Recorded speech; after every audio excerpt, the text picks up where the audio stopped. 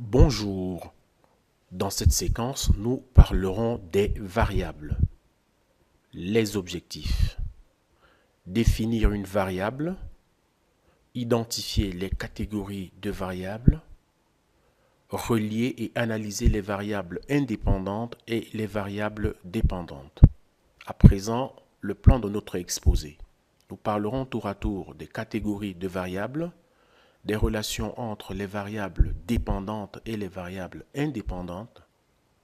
Qu'est-ce qu'une variable? Une variable est un indicateur mesurable et quantifiable qui peut changer de valeur. Qu'est-ce qu'un indicateur? Un indicateur est un aspect qui caractérise un phénomène tel que le comportement humain, la situation sociale, une valeur économique, un concept qui peut changer de valeur. Et à propos des concepts, une capsule sera dédiée à l'opérationnalisation d'un concept, c'est-à-dire la transformation d'un concept en variable. Ceci dit donc, la variable peut posséder au moins deux valeurs différentes. Exemple, la variable sexe a deux valeurs, masculin et féminin, alors que la variable distance en possède plusieurs. La fonction principale de la variable, c'est d'être sensible à un changement d'état d'un phénomène, comme le thermomètre est sensible aux variations de la température. Les catégories de variables. Il existe quatre types de variables. Nominale, ordinale, variable à intervalle, variable de proportion. Variable nominale, elle permet de ranger les sujets, les événements ou objets par catégorie. Exemple, le sexe, la religion, le statut social, la langue parlée. La variable ordinale permet de classer les sujets par ordre de grandeur. Les variables à intervalles utilisent généralement les différents instruments de mesure et ces variables peuvent être additionnées et soustraites. C'est les indicateurs par exemple d'un thermomètre, de l'échelle de Likert, quotient intellectuel et le rendement. La variable de proportion va nous parler des poids, du volume, de la durée et de la longueur. Quelles sont les relations qui existent entre la variable indépendante et la variable dépendante? Le premier constat, c'est s'il existe une variable dépendante, c'est qu'il existe une variable indépendante, puisque l'un est lié à l'autre et l'une, je veux dire, subit les variations de l'autre. La variable indépendante, c'est la variable manipulée par l'expérimentateur. La variable dépendante, c'est la variable qui subit l'effet de la variable indépendante. Exemple, on compare hommes et femmes quant à leur rendement scolaire. La variable indépendante, le sexe, variable dépendante, le rendement scolaire. Question de recherche, quel est l'effet de l'appartenance à un sexe sur le rendement scolaire? Le sexe et le rendement scolaire sont des variables. Elles deviennent indépendantes ou dépendantes selon l'hypothèse de recherche qui établit leur statut et leur relation réciproque. Donc, le type de relation entre deux variables est fonction de l'hypothèse qui est établie par le chercheur. À présent, nous allons analyser quatre problématiques pour bien comprendre les relations entre la variable dépendante et la variable indépendante. Première problématique. Est-ce qu'une relation existe entre le niveau d'éducation et la fréquentation d'activités socio-culturelles? L'hypothèse, il n'y a pas de relation entre le niveau d'éducation et la fréquentation d'activités socio-culturelles. Nous avons d'un côté la variable indépendante qui est le niveau d'éducation et la variable dépendante, la fréquentation.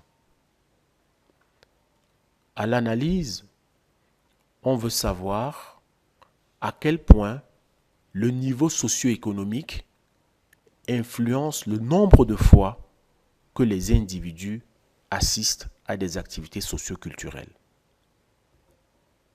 Problématique 2. Question.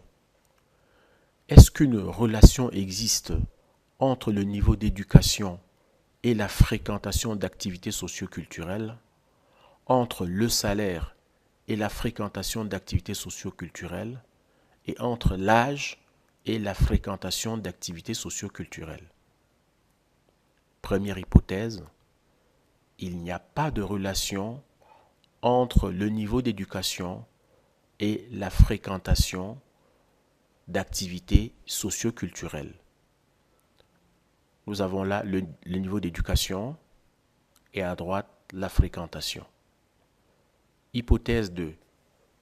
Il n'y a pas de relation entre le salaire et la fréquentation d'activités socio-culturelles. Et plus bas, nous avons salaire et fréquentation. Le salaire constitue la variable indépendante et la variable dépendante, c'est la fréquentation. Hypothèse numéro 3. Il n'y a pas de relation entre l'âge des individus et la fréquentation d'activités socio-culturelles. Nous avons donc la variable indépendante, l'âge, la variable dépendante, la fréquentation. Analyse. On cherche à déterminer l'influence de chacune des trois variables indépendantes sur la fréquentation d'activités culturelles. Trois analyses séparées les unes des autres seront nécessaires. On ne fait aucun lien entre les variables indépendantes. Problématique numéro 3.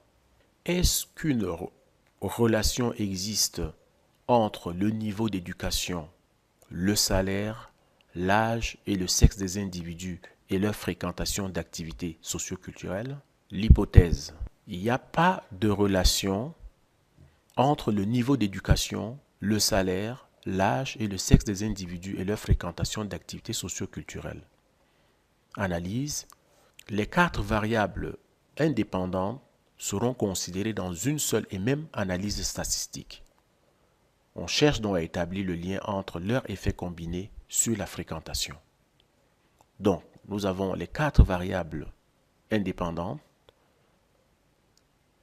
qui sont considérées dans une même analyse statistique pour pouvoir manipuler donc la variable dépendante.